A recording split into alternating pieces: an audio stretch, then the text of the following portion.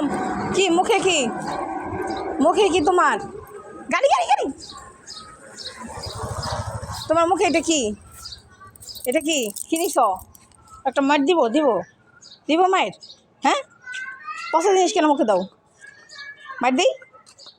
দিব? মারবো না? আচ্ছা ঠিক আছে, যাও ওঠো, আসো। আবার ওইটাই মুখে দেয়।